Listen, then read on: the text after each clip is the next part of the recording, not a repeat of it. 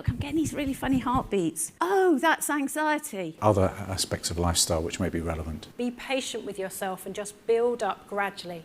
So I just needed to have them work with me. There's a whole bunch of cardiomyopathies. Benefits of doing genetic testing. Take their own heart monitor. There's better types of fat. Try and find a cure for inherited heart muscle diseases.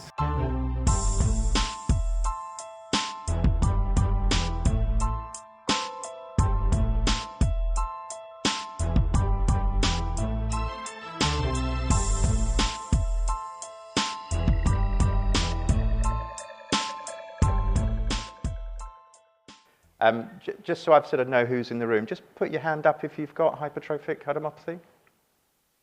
Okay, gosh. And put your hand up if you're a relative or a carer of someone with hypertrophic cardiomyopathy. Okay, and anyone else in the room other than those two groups? No. Oh, yes, okay, all right. Okay, so we'll just give an overview for about sort of 30 minutes or so. So I've given these talks for decades, and normally not much changes. But the last year or so, there's been enormous advances. So it's a very exciting time for hypertrophic cardiomyopathy. Okay, so if we just start with the basics. So what is a cardiomyopathy? So cardiomyopathy is just a disorder of the heart in which the muscle is abnormal and it's not due to high blood pressure, coronary artery disease, problems with the valve, and it's not congenital heart disease. It's where you're born with structural abnormalities. So that's all a cardiomyopathy is. And what you can see in the original sort of definitions, they split it into these different types. So hypertrophic is the one on the bottom, and you can see the main pumping chamber. The muscles of that pumping chamber are thicker than they should be. So that's all that hypertrophic cardiomyopathy is. It's just a definition. And if you look at a post-mortem specimen, that's the septum of the left ventricle. And you can see that's very thick compared to the lateral wall that's over there. So that's what hypertrophic cardiomyopathy looks like. And the definition is it's got to have 50 millimeters. So that wall has to be 50 millimeters or more, and normal's about 11 or 12. So that's the definition. Those that have quite thick walls tends to be about 25 or 30 millimeters. So that's what you sometimes see. So that's what hypertrophic cardiomyopathy looks like. And if you just a little bit of history, I do like history. So if you look at probably the earliest description of hypertrophic cardiomyopathy, so this is in 1620, and they described a coachman died suddenly in his carriage whose heart was larger than that of any bullock. So I think that's actually the first ever description of hypertrophic cardiomyopathy. And if you look at some of these drawings in the 1800s, they're incredible, aren't they, when you think how old they were? So beautiful drawings of what almost certainly was hypertrophic cardiomyopathy. And then what do you see if you look at bits of the muscle under a microscope? There's two characteristic features. You see fiber disarray, and you see scarring or fibrosis. So we tend not to do biopsies, but if you do, that's what you see under a microscope. And how common is it? This is an old slide, so it's probably more common. So HoCM, I think about 1 in 400 of the population probably has it. As we look, we find more minor disease. That's probably, so you're talking probably about 180,000 people in the country with hypertrophic cardiomyopathy. The vast majority aren't diagnosed, and probably the vast majority don't have much in the way of symptoms, which is why they're not diagnosed. Okay, and we're just going to go on to this. So this is a later description of how we look at cardiomyopathies. So here we go. We describe what it is, so it's hypertrophic cardiomyopathy. But then we go down these two steps now as well. So is it genetic? If it is, can we find the gene? If it isn't genetic, can we find the cause? So it's important to go down those different steps, really. And when you think of the causes of left ventricular hypertrophy, most of you in the room will have sort of common hypertrophic cardiomyopathy where it's a sarcomere gene mutation. But there are other rare causes. So we get these storage disorders, like Fabry's, mitochondrial disease, glycogen storage disorders. They're pretty rare, but when you put all the rare ones together, maybe 4 or 5% fall into these rare groups. And it's quite important because some of them have specific enzyme treatments you can give. And this is when you come to clinic, this is what we go through to try and tease out those sort of rare disorders. So we take a 3-generation family pedigree, And normally, hypertrophic cardiomyopathy is autosomal dominant. So if dad has it, sons would have a 50-50 chance. But some of these rarer things are X-linked or sex-linked, so you see a different way it goes through the family. You do symptoms, exam, ECG, blood tests, do an echo and MRI, and sometimes you see sort of specific patterns of scarring. And there's a few other things we can do. And this is, you heard about the guidelines earlier. So this is the latest approach to the guidelines. So you start with a clinical scenario. So do you present with symptoms, family screening, or is it just an incidental finding? You then describe the sort of picture, the morphological picture of what you see. So how is the heart beating? How thick is it? Is the scar? And then you add in these additional traits. So is there problems with the electrics? Have you had a genetic test? What do your blood tests show? So you put all that together and you get a good picture of what's going on. And then you take the approach to treatment. So you characterize on the left, so what type of cardiomyopathy it is. And then there's these general management principles. So you've got to manage your symptoms. That's really important. You've got to manage the risk of complications, which is sudden death, heart failure, endocarditis, or strokes. You've got to manage that. You've got to look at the sort of more holistic approach, exercise, work, employment, travel, and then you've got to look at lifestyle. And then there's specific things on the right. So for HoCM, and I'll go through that, the two specific things for HoCM, I think, are managing outflow tract obstruction and also the risk of sudden death and when to think about defibrillators. And this is the other thing I think that they've done well in the guidelines, actually. So they split it into all these different bits. So you've got cardiomyopathy specialists. So I think just seeing one cardiologist just isn't the right model anymore. So you've got to have pediatric cardiologists, geneticists. Genetic nurses are a brilliant resource, as are genetic counselors. So you need a whole multidisciplinary team. You need patient support, and the charity plays a big role there. You've got to link in with these other specialities because they're often linked. And then you've got other sort of things you link in there. So you've got to have that more holistic approach. And I think it's only the last few years we've started to try and build that into our services. Okay, let's spend a little bit of time on genetics. Does anyone know who this is? Yeah, who got that right? Yeah, so I asked my daughter, I said, what do you understand by DNA? And she went, oh, it's a song by Little Mix. So that's why I put that up. It always reminds her that. And she's a medical student, so what were you going to do? Yeah. So if you take the genetics of hypertrophic cardiomyopathy, so this is the sort of contractile apparatus in HoCM. You can see all the different bits here, the myosin rod, the head.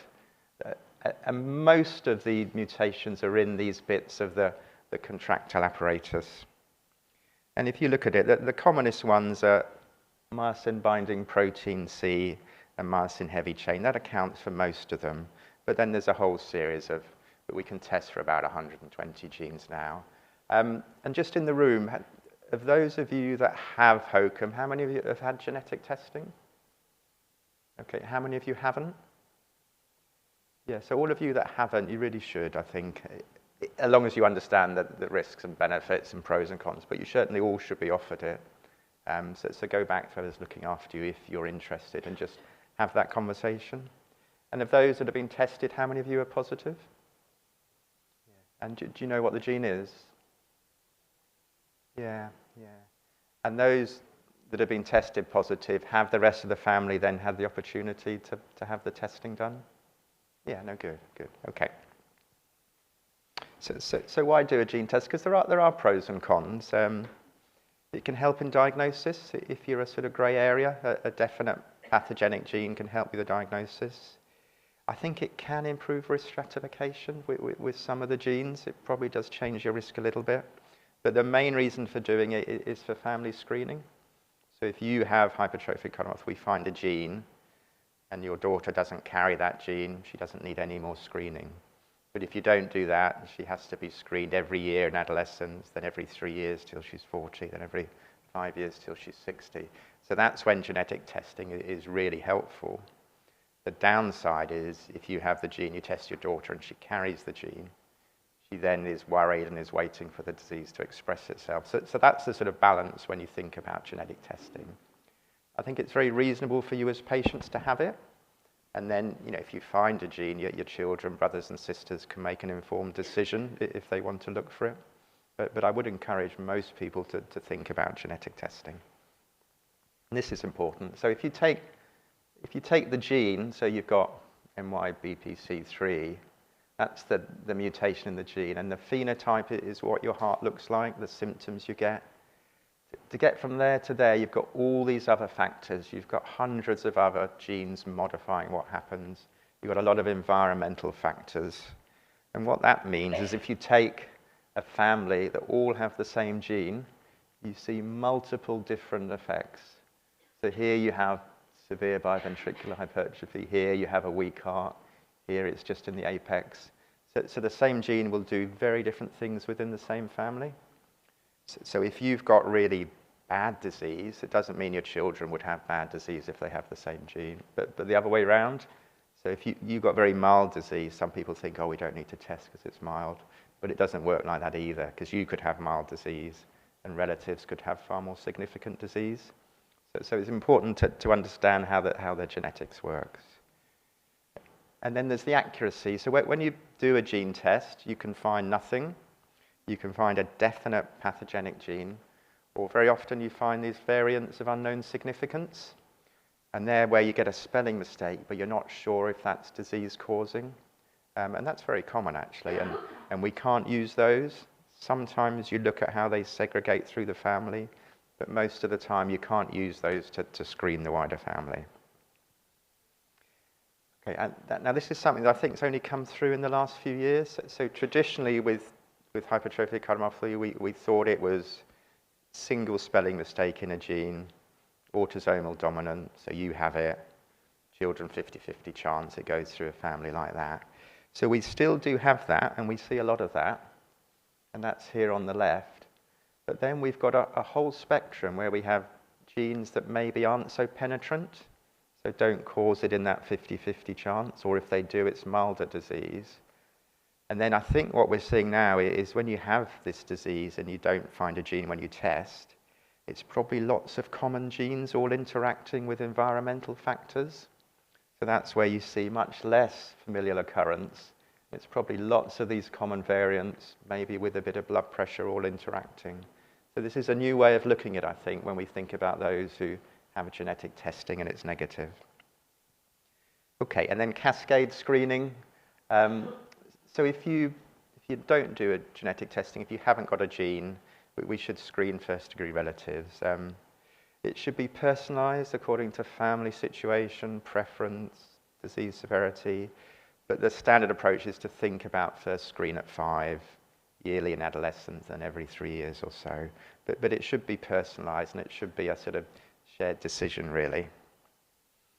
And when you think about children in particular when there's genetics involved, it's a really hard decision, and you can look at this in later on for the slides.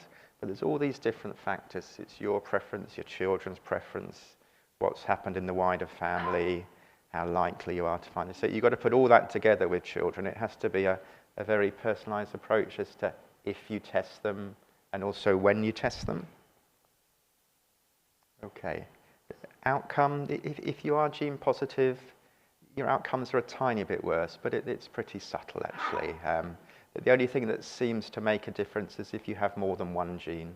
So if you have 2 pathogenic genes, that probably does make more of a difference. Okay, and now this is something that's come out recently. So I don't know what people have said to you guys. The dogma is whether you're gene positive or negative, first-degree relatives all have a 50-50 chance of having the disease. Well, that's not true, actually. So this is a recent study where they looked at those basically that had genetic testing and you didn't find a gene. And you can see when you look at those, you can see at the bottom, so only a very small % actually ended up having the disease. And of those that did, none of them really had major complications. So if you have genetic testing and you don't have a gene, actually risks to children, brothers and sisters is much, much less than we thought. So I think that's good news if you don't have a gene and you're doing the screening of the wider family. Okay, let's go through that. So when you come and have your diagnosis made, often the first thing is your ECG. Take a picture of your ECG on your phone. It'll be abnormal. And then if you go into A&E with chest pain, they'll think you're having a heart attack or something. So everyone with hypertrophic cardiomyopathy, you should have a picture of your ECG on your phone. And so if you ever go into A&E, you just show them what your normal ECG looks like. So I'd recommend everyone does that. And this is what it looks like when you have your echo. So this is the main pumping chamber. This is the septum, and you can see that bit there is much thicker than that bit there. And again, that's like the sort of post-mortem bit we looked at. That septum's much thicker than that lateral wall. So that's what the echo looks like when you have hypertrophic cardiomyopathy. And then we often do MRIs. And with MRI, you give a dye called gadolinium. And that bright bit there is the scar that gadolinium highlights. So echo can't pick up scar. You need MRI to pick up scar. And scar probably is a risk factor with the cardiomyopathies. And if you compare it to post-mortem specimens, you can see it's very, very accurate in picking up scar. Okay, so that's diagnosing it. And if you look at symptoms, this is percent, this is quite a broad population. So breathlessness, tiredness, maybe sort of 1 in 5. Blackouts, less than 10%. Chest pain, maybe 20%. Atrial fibrillation, as you get older in particular, is quite common. And endocarditis is very rare. So that's what we see in people with hypertrophic cardiomyopathy. Just out of interest, how many of you would say you have significant symptoms? Yeah, so maybe about half. And you still have it even with the treatments you've had and things? Yeah. What's the main symptoms you notice? Chest pain. Yeah, it's very... So if you get symptoms after eating, it's very characteristic for outflow tract obstruction. It's one of the real benchmarks of outflow tract obstruction is when you have a big meal and do something, you get dizzy, lots of pain. So just be aware of that.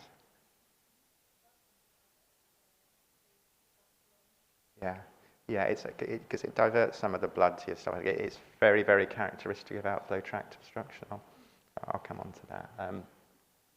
Okay, so this is the latest guidelines. This is how we manage symptoms in people who have symptoms. So the first step is, do you have atrial fibrillation? Because if you do, the heart's often going quickly. So if you have that, you slow that down and you thin the blood. If you don't have that, do you have outflow tract obstruction? If you have that, then you target that, and we'll come on to that. If you don't have outflow tract obstruction, do you have a weak heart? If you do, you have all the medicines for a weak heart, which is ACE inhibitors, beta blockers, dapagliflozin, eplerenone. Most people with HoCM don't have a weak heart. So if you don't have a weak heart, you can have beta blockers, verapamil, diltiazem, low-dose diuretics. Very occasionally nitrates if chest pain's a problem. So that's the different methods of treating it. And then if we just go through how we treat those with outflow tract obstruction. So you might not know, how many of you have outflow tract obstruction? So a fair few. Is there anyone that doesn't know if they have it? Yeah, worth asking when you're next seen, because so it's this thing called left ventricular outflow tract obstruction. I'll show you some pictures. So if you do have this outflow tract obstruction, first line is beta blockers. People on beta blockers? Yeah. But beta blockers do give you side effects. I know it takes 6 or 8 weeks to get used to them, but it does give you side effects. It can affect your sleep, cold hands, tired, drowsy. And it's worth trying different ones. There's one called nebivolol that I think is often much better tolerated if you're on bisoprolol and really struggling. So it's a beta blocker's first step. Still getting symptoms for verapamil or diltiazem. Still symptomatic, disopyramide, Mavacamten. Still symptomatic, you can have an operation or do something called a septal ablation. So that's the way we run through outflow tract obstruction. And this is what it looks like. So this is the left ventricle. This is your mitral valve. Do you see that valve is getting sucked towards the septum? So that's what the outflow tract obstruction here. So here, that mitral valve gets sucked towards the septum there, and that's where the blood comes out of the heart. So that's what outflow tract obstruction is. And the other part of it is often the piliary muscles. The mitral valve has a slightly different anatomy, which makes it more prone to get this outflow tract obstruction. And for those of you who have, symptoms after eating and things, so a third of people will have outflow tract obstruction at rest, but another third will have it when they do things. So what's called provocable or inducible outflow tract obstruction. So if you have chest pain, dizziness when you do things, and you don't have obstruction at rest, you should go on a bicycle with an echo. Because another third of people, you'll pick up this inducible outflow tract obstruction. So if you're symptomatic and they say you haven't got obstruction, but you haven't been on a sort of bicycle or treadmill echo, it's worth asking them to do that. And this is what a sort of bike echo does. So this is rest. And that valve sucked a little bit in there. But if you see here when they're exercising, it almost shuts off that whole outflow tract. So that's the kind of thing you're looking for when you do these sort of stress echoes. Okay. So if you've got outflow tract obstruction, you've tried all the medical therapy, and medical therapy works in about 90% of people.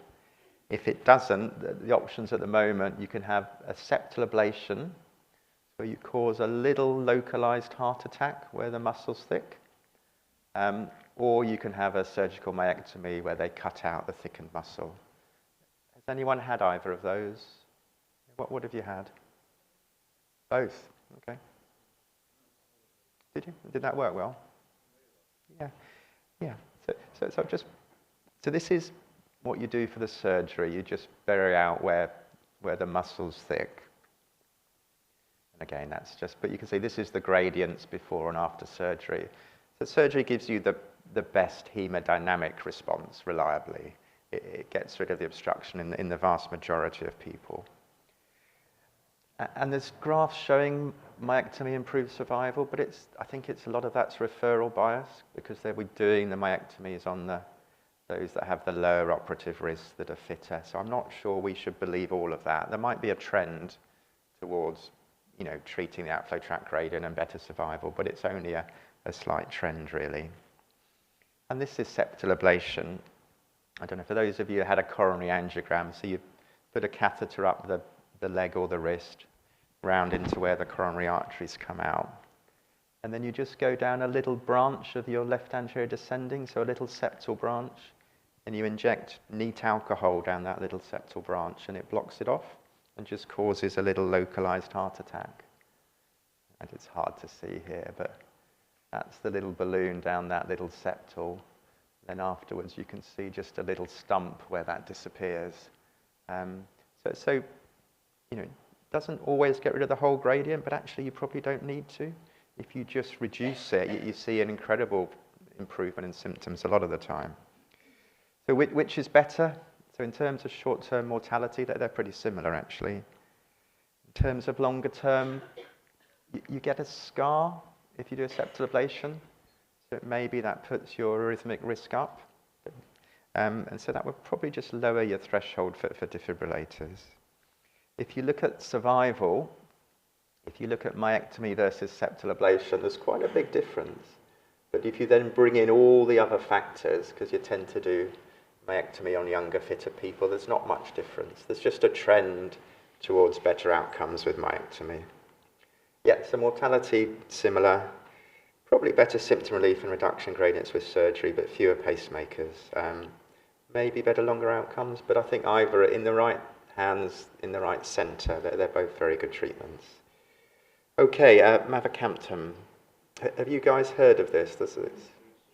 Yeah, there's quite a bit of interest in this at the moment. So it's quite an exciting. So this is how the little contractile apparatus works. So you get these actin-myosin cross bridges. That's how the muscle functions.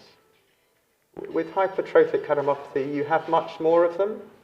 So it's much more contractile. It's moving much, much harder, and that's what gives you the disarray, the fibrosis, the scarring. So what Mavacamten does is it reduces these myosin-actin cross bridges and puts it back to normal. So it's a very exciting way of treating hypertrophic cardiomyopathy. So it decreases the number of these bridges, reduces excess contractility. It improves the gradient, quality of life, and physical functioning. And actually, the results from the trials are very impressive. I think it's quite exciting it's coming out. You start at a low dose. This is the trial design, I won't go through it. You start at a low dose. You need a genetic testing for a liver enzyme, CPY, because if you have an enzyme that two alleles of that don't work particularly well, you can accumulate the drug, and you're more likely to have side effects from the drug. So everyone on Mavacamten needs to have this genetic testing, and our genomics labs don't do that. So BMS that makes the drug is going to do it through a lab that they're going to use in the short term until NHS England picks it up. So that's the sort of buy around for that. And these are the results. So gradient, functional class, inducible gradient, all significantly improves. And there's one study they did where I think about 40% of people on a myectomy sort of waiting list came off the myectomy waiting list. So it's potentially a very important drug. But one thing people worry about is if you think you're inhibiting the contraction of the heart, you worry your pumping function, your ejection fraction will go down. And it does a tiny, tiny bit. But there's a small proportion where it goes down more significantly. So if you look at the longer term follow-up, and the results haven't been released yet, but the longer term follow-up, about 2% develop significant heart failure on the drug. So when you're on the drug, you need lots of echoes as you're starting. And then even when you're stable, they're saying you need it every 3 months at the moment. So there's a big echo resource with this. Not to begin with. The trial was adding it on to existing therapy. So you'd probably stay on your beta blockers. But in the real world, if you get a brilliant response, there's no reason you couldn't drift down on the beta blocker if you weren't enjoying them. But in the trial, it was add-on.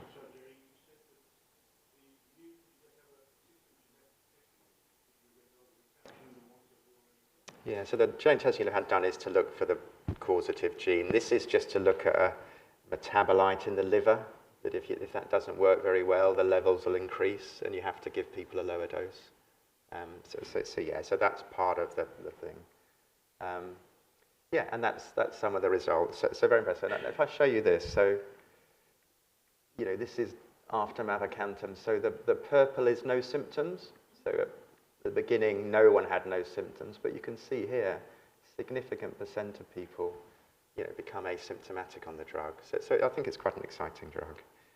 So that's what it does. So where we are at the moment is, quite sure what I can say, but so I sit on the national group that's written the guideline for this, so it's going to come out to providers and networks, I think, in the next 3 or 4 days. So we're talking, I think, about being able to start this early December. And don't quote me on that, because I'll get in trouble. But I think that's where we are with that. Yeah.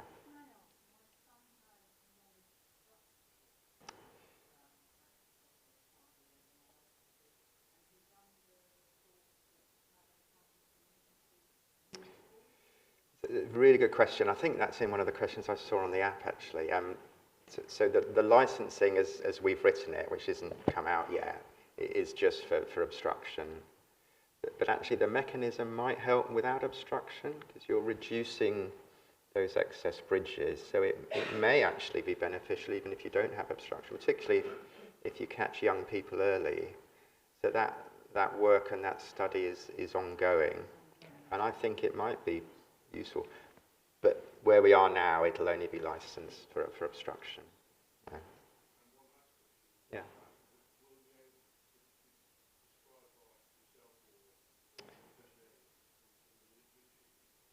So what we've written in the national spec is that there's 31 centres nationally that will be able to prescribe that. So it's all the main IC centres. But I've also put in that actually cardiac networks, so the governance will sit with the cardiac networks throughout the country. So if there's a DGH that has a particular interest that can work with the spoke, then there's no reason they can't prescribe it as well. Because I think we're keen we open it up to everyone that needs it. And if you just limit it to the big centres, you're particularly the echo demand, or limit it. So it should be anywhere. You've got to have people with expertise, and you've got to get this liver genetic test done. But I think so that's where we are with that. So everyone should be able to access it.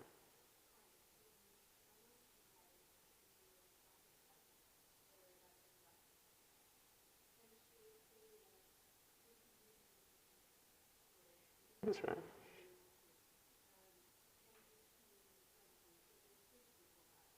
So she's got obstruction at rest. Yeah, no, absolutely. So if you have an outflow tract obstruction of over 50 millimeters of mercury, either at rest or with Valsalva or with a bike, then you're eligible for this. Yeah, that's all we've written. That's the only eligibility. And you have to have a normal ejection fraction as well. But generally, you tend not to have a low ejection fraction and obstruction, so I don't think that'll, yeah.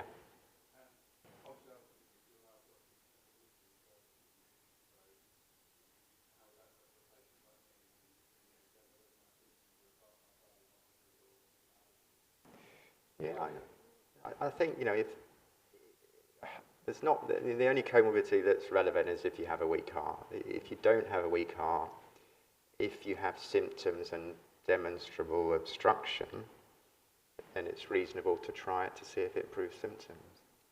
If you have obstruction and you treat it and it goes away and your symptoms are the same, then it wasn't the obstruction, and that's useful to know in itself, actually. Yeah. Oh, sorry, excuse me, Gerry, would you rather take questions all at the end, or are you happy to take them? Happy to do it as we go along. So I can do the roaming mic then now? Yeah.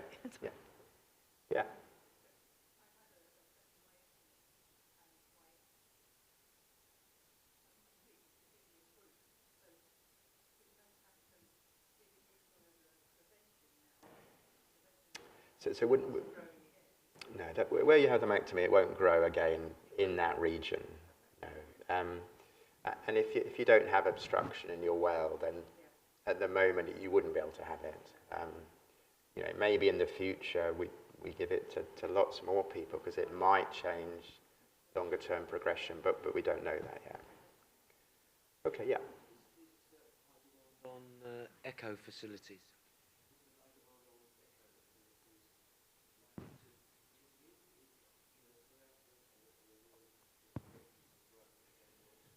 Well, it's a really good question. It's what worries us the most. We don't have the workforce to do all these echoes. Cardiac physiologists are a very, scarce workforce, and so doing echoes every 3 months is just unreasonable. But if you look at the long-term data, which again hasn't been published, I've got to be a bit careful, that I think 1 or 2% develop significant heart failure with a drop in ejection fraction. So there does have to be some monitoring, and it may be we can do screening echoes, BNP blood tests, but we'll have to look at all of that. But it's going to be probably the main rate limiting step. Yeah, I think there's a hand at the back there.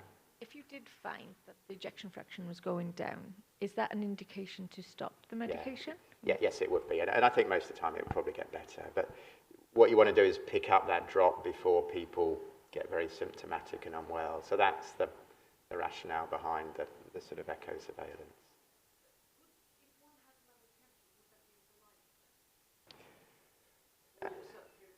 No, it'd probably be, I think if it works, it would be long term. I think would it change the natural outcome? We just don't know, because we've only got 3 or 4 years of follow-up.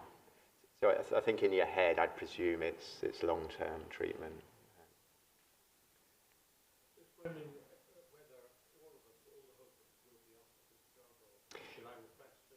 No, so you have to have outflow tract obstruction to be. You have to have symptoms, outflow tract obstruction, and a normal ejection fraction.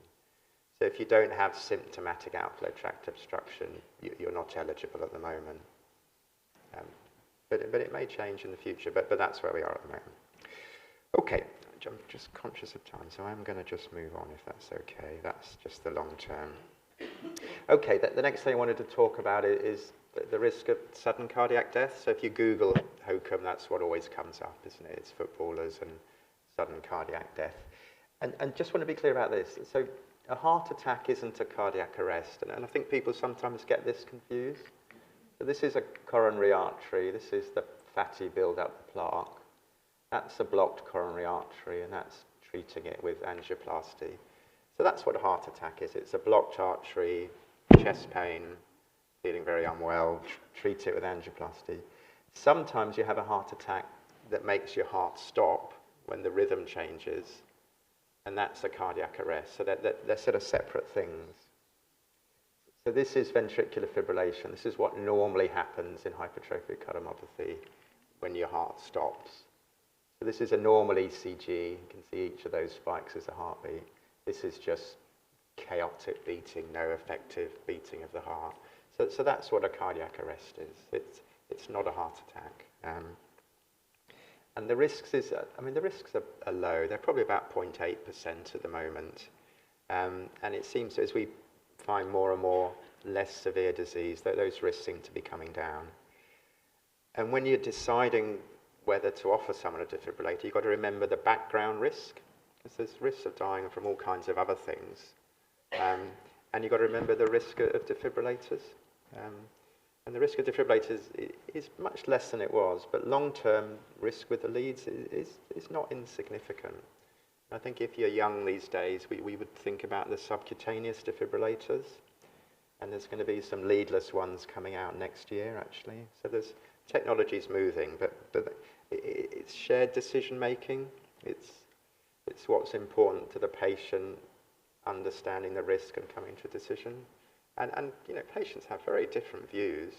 Some people say if there's any risk, I want a defibrillator. Others say it's got to be a really big risk because I really enjoy my karate or whatever it is. So every patient is different with this. So it's not a doctor saying your risk is 6%, you need an ICD. It's a patient understanding the risks, the pros and cons, and actually spending quite a bit of time going through the decision making. So this is background risk of dying. You can see where you are on the graph in the room, but that's a background risk. So you've got to think about your background risk when you're making decisions. And then when you do this risk stratification, these are all the things we put in our little risk calculator. Have you blacked out? Is the sudden death in the family? Is your atrium big? Have you got outflow tract obstruction? How big are the walls? Have you got scar, apical aneurysms? And then there's other things you put in. And this gives you a risk. And the way that ESC has suggested is, say, if your risk is over 6% at 5 years, you'd probably recommend it. If it's below 4, you wouldn't. In between, you have a discussion. But that's just a guide. Everyone's different, so that's just to guide us. And it's not super accurate. You know, the area under the curve is 0.7. So this is just something to help guide the discussion, really. And for those of you, so this is how an ICD goes in. So it comes in the vein from there. That's a little atrial lead. And then another lead goes across that tricuspid valve and just sits in that apex. And then the little box sits under your clavicle up here. So it's a pacemaker, so your heart can't go too slowly. And it's a defibrillator, so if the heart goes dangerously quickly, it'll kick in overdrive pace or give you a shock. And then the other thing you do get is sometimes you put an extra lead on. This is those of you who have CRT pacemakers or defibrillators. It's an extra lead that comes down and sits over the left ventricle. Tend to only put that in if the heart's weak. It just helps resynchronize the heart. I don't know, has anyone here got a resynchronization? It's not often done in HoCM, yeah. And often it's whether it's weak or if you're pacing the whole time, tend to be the two reasons to do that. Okay. And these are some of the other risk factors we look at, so I won't go through that. Okay, right, 10% of people will have a weak heart. So most people at HoCM have a very contractile heart, and that's why we're giving Mavacamten. But 10% will have a weak heart, and you can see that's what this is here.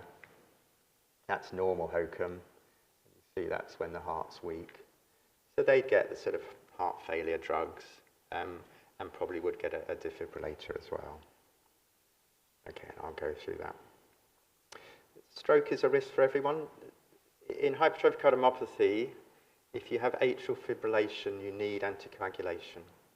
So normally in the population, there's this CHA2DS2-VASc score, where, you know, you're hypertensive, you've got vascular disease. HoCMs are much higher risk of stroke, so if you have atrial fibrillation, no matter what this scoring system is, you really need to be on blood thinners, these NOACs. Okay, and I know the charity's got a group looking at left ventricular assist devices and transplant. So they work very well in hypertrophy, but most people don't need it. And generally the people that get transplants for hypertrophic cardiomyopathy are those where the heart gets weak, this so-called burnt out phase. And that's quite a small percent of HoCM patients. But if that does happen, outcomes are very good for people with HoCM. Just going to touch briefly on a few other things. So cardiovascular health, you know, even if you have HoCM, actually the risk from vascular disease is probably higher than the risk from HoCM. So do, you know, focus on your cardiovascular health. And this is a recent study. So if you have breathlessness and significant coronary artery disease, putting a stent in makes no difference, even if your heart's weak. So stenting is symptomatic treatment. It doesn't prolong life. The thing that prolongs life is good diet, exercise, treating blood pressure, getting your cholesterol down. That's what prolongs life with coronary artery disease. Stenting just doesn't do that. We realise that. And one thing that's come out in the last couple of years is actually weight is very important in hypertrophic cardiomyopathy. If you're overweight, it seems that your outcomes are worse and the thickening of the heart gets a bit worse. So it's really important to focus on weight with hypertrophic cardiomyopathy. And this is just graphs showing it's almost a straight line between BMI and outcome in HoCM. So do focus on your weight if you can. And it's hard, isn't it? So, you know, this is, you know, a pound is, yeah. So I like this one, but you can, yeah. So you know, it's hard work to lose weight. It's hard work to lose weight. But probably the best diet for any cardiovascular issue is a Mediterranean diet. It's a very good outcomes. It's an antioxidant diet. You're allowed a little bit of wine as well, so it's a good diet. Olive oil, nuts, oily fish, fruit, vegetables. Yeah, very good outcome data for it. Okay, I'll leave the other issues. So if we just talk about exercise. So exercise is really important. You feel better. It's good for your mental health. Outcomes are better with exercise. So traditionally, everyone in HoCM is told, don't exercise, it's dangerous. So that's just not true. That's just not true. Unless you have a very bad propensity to arrhythmias or a lot of outflow tract obstruction, you're absolutely fine to exercise. And this is a recent study. So this is vigorous exercise, 2,000 patients, absolutely no difference in outcome. So don't be frightened of exercising. You know, it's personalized. So before you go and run a marathon, you need to speak to the person looking after you. But the vast majority of people with HoCM can do whatever exercise they want. Caveat, you must chat to whoever's looking after you in case there's specific reasons you shouldn't, but you're fine to exercise. Mental health for patients and carers is really important. 35 to 40% have some mental health issues with cardiomyopathy. Lots of resource out there, really hard to access it these days, and I think the charity is very active in this space. So just, you know, be aware of it and don't be frightened to ask for help. Antidepressants are absolutely safe in HoCM. Okay, and last, so self-care and monitoring. Yeah, really important. So you need to know how you access the system, when you should access the system, what happens if you're traveling, driving, work, pregnancy. You've got to ask all those questions. And when you know, and actually Betsy's talk was brilliant. You've got to be proactive. The NHS isn't the perfect system. You know, everyone's busy. You've really got to be proactive. So it's an equal partnership. Have your clinic letters on your phone. Have your ECG on your phone. Have your blood results on your app. Write down your questions beforehand. Use the charities. I've written a whole lot of other things. You know, be proactive. You'll get far more out of the system. Okay. I'm going to take 5 more minutes as we did 5 minutes of questions. Is that all right? So, and self-monitoring. Have a blood pressure monitor. Have a pulse oximeter. Have an iWatch.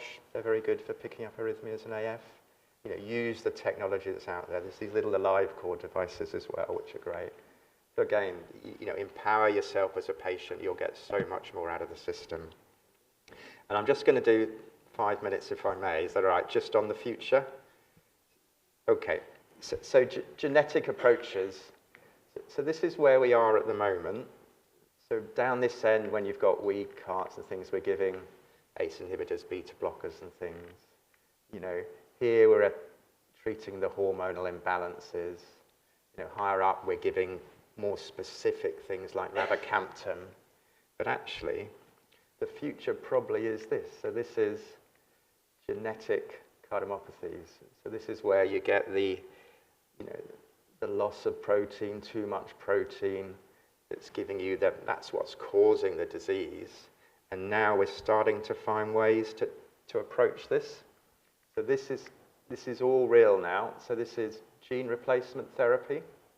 It's where you use this little adenovirus to put in a normal gene to correct the abnormal gene. You can do gene silencing, where you have a virus or you have this little nanoparticle. This is a small silencing RNA that stops the abnormal protein causing problems. And then direct genome editing. So you have this Cas9 mediated, you cut the abnormal gene out and you put the new replacement gene in. So there's lots of work on all three of those at the moment. It's a very, very exciting time. So it's already there, gene silencing in amyloid. That's used for people with amyloidosis and it works very, very well. Tafamidis, which does work well, has been through NICE twice, is going back, and I hope will come through again. And gene editing in mice, this is this year.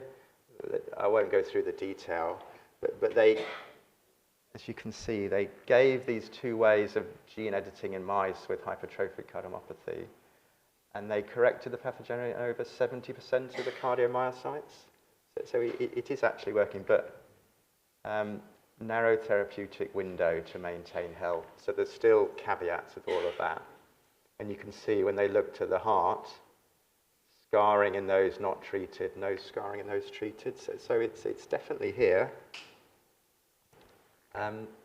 You've probably seen this. So Hugh Watkins and centres in America got 30 million from the BHF to look at this kind of work. There's a stand outside. You can go and register, and you can take part in a survey about your views and perspectives. This bit of work, probably 4 or 5 years until there's clinical trials. But do go out and chat to them and register. But they have started. So Cleveland have done the world's first gene therapy as a trial. So MYBPC3, they've enrolled a patient to adenovirus gene replacement therapy. So trials have started in this. So very exciting. Okay. But we don't know patient selection, not sure about delivery, and the safety. I wouldn't want to be one of the first few, I have to be honest, because there's still a lot to learn. Okay. So there you go, conclusion. Most people lead a normal life. Focus on the healthy things, because they're probably just as important. So blood pressure, cholesterol, smoking, exercise. And be proactive, because the health service is even more stretched than it's ever been. You've got to try and take control as patients. You'll get far more out of it. And stay in touch with the trials, the new treatments, the trials. The next 2 or 3 years, it will be very exciting. Okay, I'm going to stop there. I'm sorry I overran.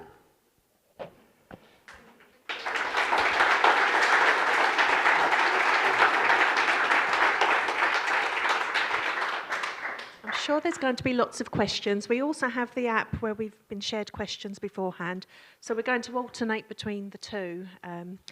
So what should we do first, a live one or an app one? Let's do an app one, shall we? Oh. There'll be a YouTube video, which will be the best way to do it.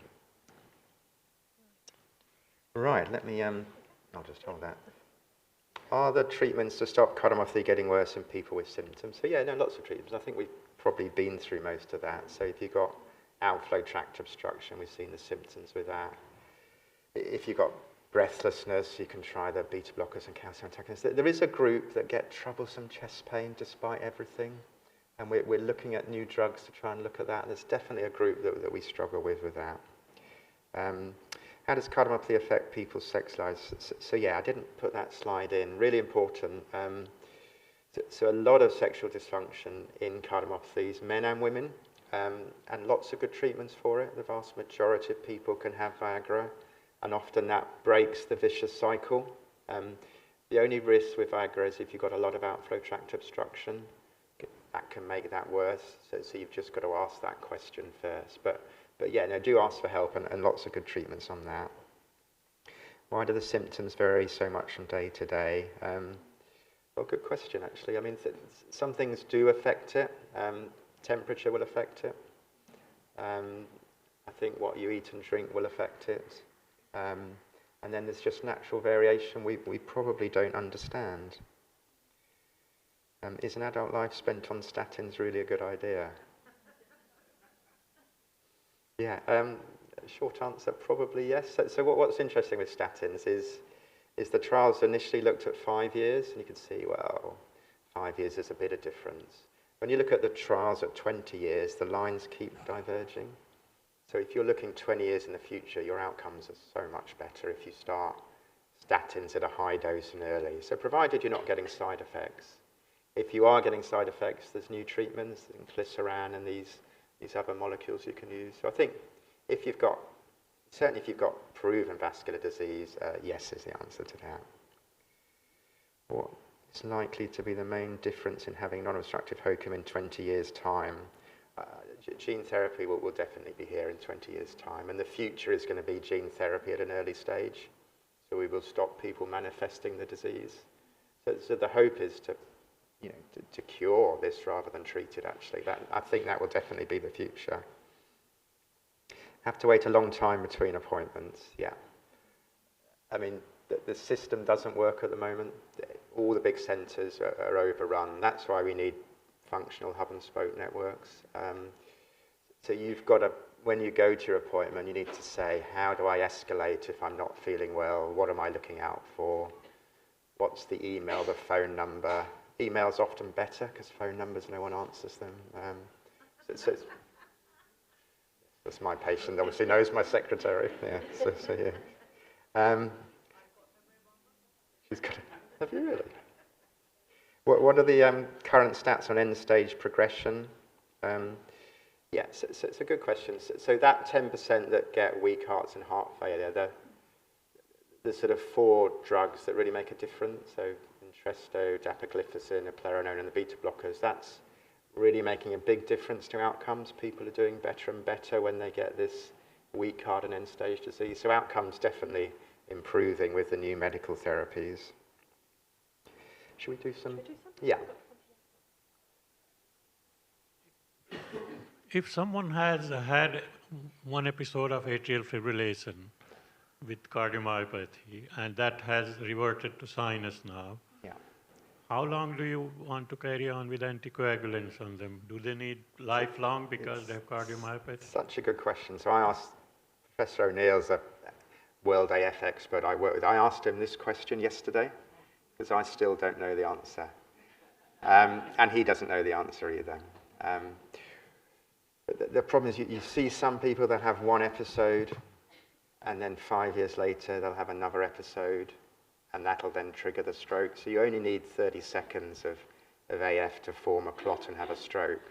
And because stroke is such a devastating thing, we keep people on the blood thinners.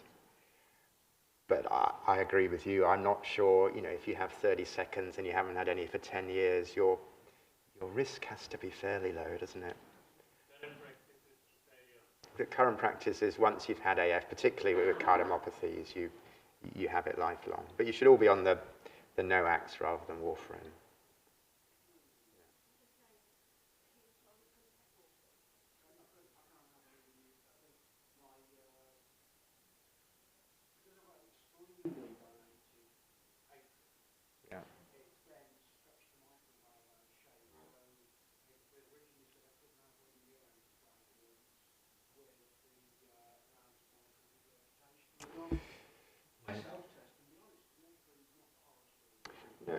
If you can self-test, that's brilliant. That saves all the hassles. So, yeah, and the NOACs, if you have severe valvular disease, you're not meant to give the NOACs. So that probably is, if the leak is severe, then that's probably reasonable.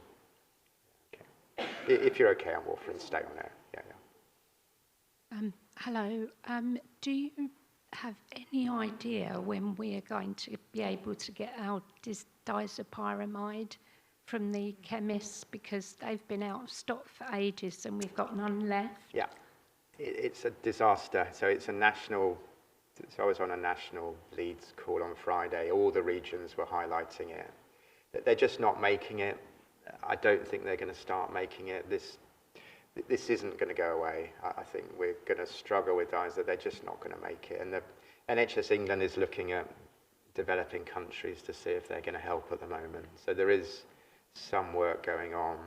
But in the near future, it's just, there's no 100 milligram tablets. There are some 150, I think. Yeah. It's not, this isn't going to go away, I'm afraid.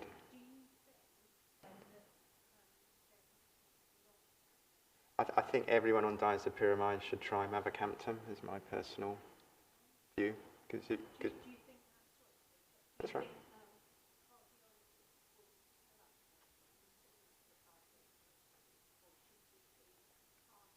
I think you should ask. I mean, yeah, I mean, there's not that many people on disopyramide, but I think, you know, if you're on disopyramide, it means you're really struggling with your outflow tract obstruction normally. Yeah. So if you're not on it for outflow tract obstruction, there's lots of other antiarrhythmics that are just as good, actually. So that's what they should be saying. Yeah, we tend not to use disopyramide just as an antiarrhythmic anymore, but we only really use it for outflow tract obstruction. So the shortage isn't going to go away. So if you're just on it for paroxysmal AF or something, then I would ask them for another drug. There's lots of other drugs you can use. Right. So Septal is a good one. Okay. Yeah. Does the outflow tract get higher as time goes on, year on year? Does it necessarily get higher? No, it's very, very variable. Oh, because mine's got higher. It can do, but it can get lower. It's very, everyone's different with that. Bear with me, sorry.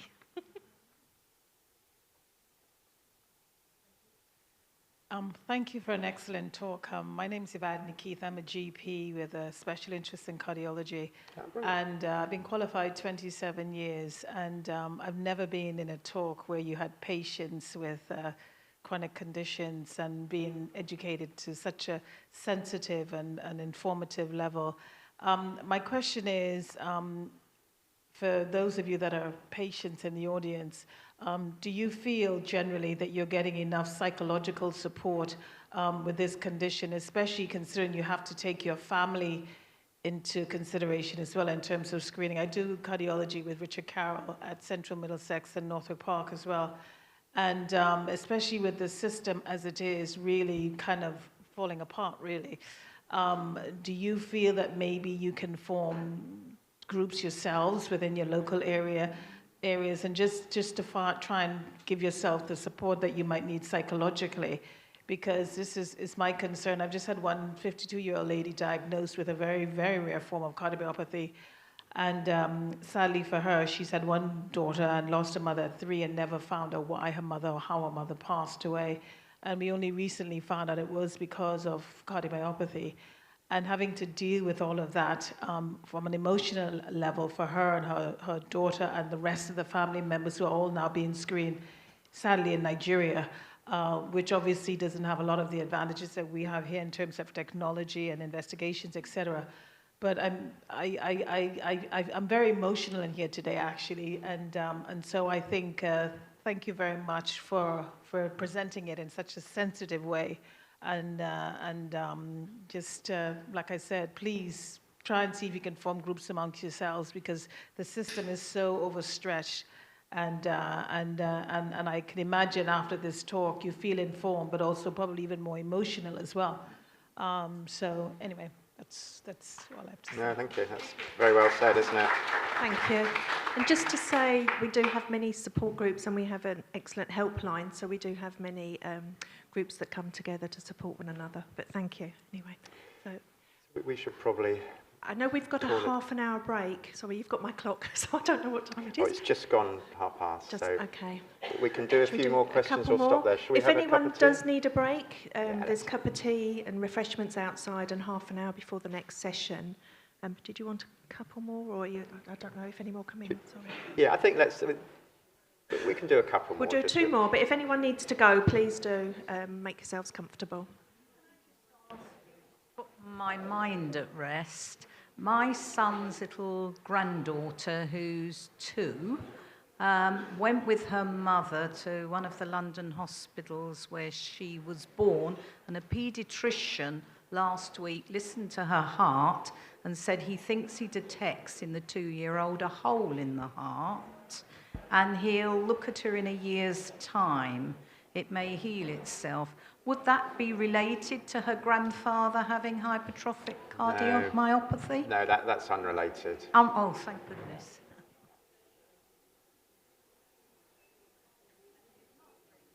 It often does shut if it's small, yeah. Thanks for a very interesting talk. You mentioned that there's an increased risk of having a stroke with HoCM. Could you just say some more, please? Because I've not heard that before.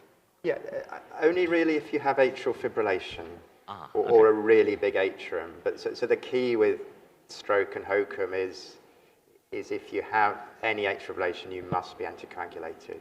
Okay. Because if a 50-year-old had AF, normally they wouldn't be anticoagulated. Yeah, I'm on warfarin. Is that long-term use of warfarin okay? Yeah, no, it's been around for decades and decades. Yeah. It's very safe. The newer NOACs are a little bit safer, and you don't have to have all the blood tests. But if you're fine on warfarin, it works very well. Yeah. My cardiologist said that I couldn't have the new stuff. I had to stick on warfarin, but I don't know. Yeah. But thank you. Yeah, no good.